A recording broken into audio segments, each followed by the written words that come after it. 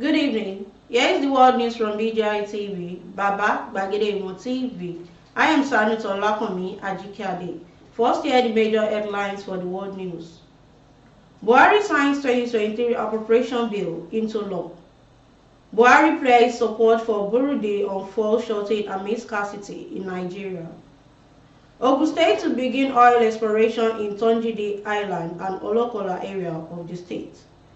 Again, gunmen bomb Nigerian Police Divisional Headquarters in Imo. Gunmen continue violence in Anambra State, kill 2 tricycle drivers. Nigerian Army personnel open fires on passengers bus in Imo State, kill final year medical students and others. Court dissolves 3-month-old marriage, orders wife to return 20,000 dowry. Now on foreign. 2023 will be tougher for most countries than 2022, meaning to suffer recession. Another news on foreign. Canada bans Nigerians, other foreigners from buying residential properties. And lastly, on sports. Osimhen is the best striker in the world. Now hear the news in details. President Muhammadu Buhari on Tuesday in Abuja signed into the law the 2022 appropriation bill. The president signed the document in the presidential villa in the presence of Senate President Ahmad Lawan, Speaker of the House of Representatives Femi Gbajabiamila, and other members of the Federal Executive Council. Speaking at the event, President Buhari saw the 2023 budget just signed into law provide for aggregate expenditures of 21.82 trillion naira, an increase of 1.32 trillion naira over the initial executive proposal. The president said he signed the appropriation bill into law to enable implementation to commence without delay. He directed the Minister of Finance, Budget and National Planning, Hajiya Zainab Ahmed, to liaise the National Assembly to effect the necessary amendments to the bill. The 2023 budget is the best last to be prepared by the present administration at its wings off. President Muhammadu Buhari has assured that Nigeria will support Republic of Burundi in the vast ways necessary in the spirit of African solidarity and brotherliness. The president gave the assurance Tuesday at State House, Abuja, while receiving the special envoy of President Evariste Ndayishimiye, who came with a message on the request for assistance in the area of energy provision, particularly by the Burundi leader. President Buhari said he knows that it will feel like for a country to suffer from energy shortage and promised that he would get the Nigerian National Petroleum Company Limited to look into the request. Burundi request is coming at a period Nigeria is battling for scarcity, which started in December 2022. While the situation is gradually improving, many filling stations are selling above the pump price. Governor Dapo Abiodun of Ogun State yesterday said his administration will intensify efforts in collaboration with technical partners and investors to explore oil prospects in Tongidi Island and Olokola this year. Governor Abiodun, in his New Year message to the people of the state, said apart from human, the state is also blessed with abundant untapped natural resources, which his administration is poised to explore. He said as the year progresses, we shall commence the implementation of some of other initiatives. We will be partnering with others in the private sector in exploring the oil prospects of our state in the Tongidi Island and Olokola. We have no doubt that with the right technical partners and investors, Ogun State will soon proudly join the community of oil-producing states in Nigeria. Some yet to identify gunmen have raised Afo Ata Divisional Police Headquarters in Ijaba local government area of Imo State. The incident, which happened on Monday night, came barely a few hours after a convoy of a former governor of the state, Ikedi Ohakim, was attacked with 4 of his police orderlies killed. On the latest development, a community source said the attackers go to the police station and threw explosives on the facility and it burnt. Punch report. It was gathered that no policeman was on duty when the attacker struck. The source said the police station in my community has been burnt. It was burnt last night. Nobody could come out because of the fear. As we speak, the area is deserted. The same police station was in June 2021 vandalized after 2 cars beside it were burnt. The spokesperson for the police in the state, Michael Abaton, has yet to issue a statement concerning the incident.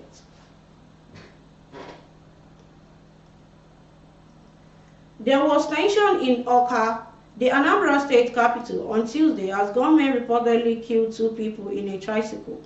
This is coming barely 24 hours 4 people were reportedly killed at Chief Obi Maduka's compound within Nodu Town Square, Nodu Okuno. Meanwhile, the recent incident happened at a popular intersection near the back gate of Nnamdi Azikiwe University, Oka, on Tuesday morning. Although the identities of the victims were yet to be ascertained, they were believed to be commercial tricycle riders. A 60-second video seen by Sahara reporters on Tuesday afternoon showed a lifeless body of a young man lying by the side of the tricycle and another body lying few meters away. An eyewitness told Sahara reporters that the victims were assassinated by 2 boys who rode on a motorcycle on Tuesday morning.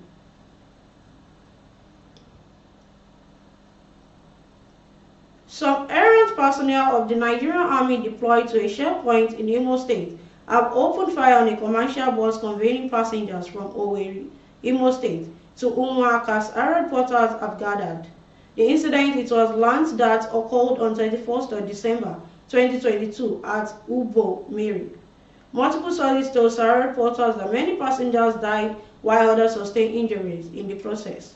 Among those killed by the soldiers was a final year medical radiography student of the Nnamdi Azikiwe University, Oka, identified as Gokson Chigemezo Anumewe. The deceased was thought to be traveling to his hometown. The army killed by brothers as he was going to our hometown. He was traveling from Owerri to Umuahia. He was shot dead at Ubomiri.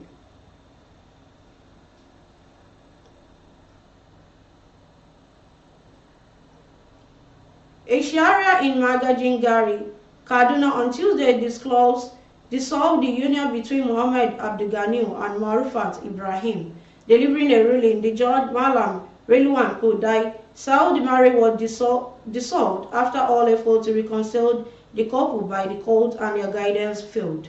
He ordered Ibrahim to return 20,000 naira paid as dowry. She will also return the marriage suitcase she received and the content, with the exception of the one she has sewn. She will return the cell phone as requested by the complainant, but she will return the silver rings and she received all from him. Earlier, Abdulganiu in his petition alleged that his wife left their matrimonial home without any altercation. I try my best to provide for her, but she and her mother do not appreciate my efforts. We have been married barely 3 months. If she is not interested in the marriage anymore, she should pay me all I spent during the wedding and return the phone and silver rings I gave to her, he said. On her part, the defendant said she left because her husband does not provide food for her. She said that she has told her that his mother put him into marrying him.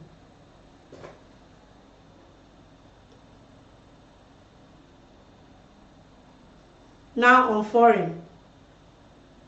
According to Kristalina Georgieva, Managing Director of the International Monetary Fund, 2023 will be harder than 2022 for most of the world's economies due to the showing growth of the United States, the European Union, and China. Georgieva, during an appearance on a CBS program, Face the Nation on Sunday, warned that 2023 will be a tough year, with 1/3 of the world's economies expected to be in recession, Al Jazeera reports. Why? Because the 3 big economies, the US, EU, China, are all slowing down simultaneously, she said. The remarks came after the IMF in October cut its global growth forecast to 2.7%, down from 2.9% forecast in July, amid headwinds including the war in Ukraine and sharply rising interest rates. Georgieva said that China, the world's second largest economy, is likely to grow at a low record growth for the first time in 40 years as COVID-19 cases surge following the dismantling of its ultra-strict zero-COVID policy. Another news on foreign. Canadian authorities have banned Nigerians and other foreigners from buying residential properties for the next 2 years, according to a new law that took effect on January 1st, 2023. The prohibition on the purchase of residential property by Non-Canadians Act was enacted to a lower residential property prices, thought to have risen sharply due to the foreigners buying the homes as investments and leaving locals with no choice but to purchase an exorbitant price. The desirability of Canadian homes is attracting privateers, wealth corporations, and foreign investors. Prime Minister Justice Trudeau, Liberia Party wrote on its website. And lastly, on sports. Inter Milan forward Romelu Lukaku believes Victor Osimhen is the best marksman in the world. Inter Milan will host Napoli in a series of clash at the Stadio Giuseppe Meazza, San Siro on Wednesday. While Lukaku has played sparingly for Inter this section as a result of injury, Osimhen has shone for Napoli. Osimhen is currently the top scorer in Serie A with 9 goals and 2 assists from 11 outings. The 24-year-old has been a key figure in Napoli's quest for their 4th Scudetto in 3 decades. And that concludes the world news for this hour. But before we go, here's some of the major headlines once again. Buhari signs 2023 appropriation bill into law. Buhari pledged support for Burundi on fuel shortage amid scarcity in Nigeria. Ogun State to begin oil exploration in Tongidi Island and Olokola area of the state. Again, government bombed Nigerian Police Divisional Headquarters in Imo. Government continued violence in Anambra State, killed 2 tricycle drivers. Nigerian Army open personnel bus. Nigerian Army personnel open fire on passengers bus in Imo State, kill final year medical students and others. To join us on all our social media handles, on Facebook as Gbagede with Alawi Adebayo, please follow the page and share the page. And on Instagram as Gbagede_22. Follow the page and share the page as well. And on YouTube as Baba Gbagede TV. Kindly subscribe to our YouTube channel and turn your post notification bell. And for the advert or inquiries, call the number displaying on the screen. Thanks so much for always watching our news on BGI TV. I am Sanut Olakomi Ajikade. Bye. Oh, na, na, na. If you want to know what's going on in city, or you want to listen to the latest news and gist, no stress, oh, just tune to BGI TV. BGI TV, you're one in a million.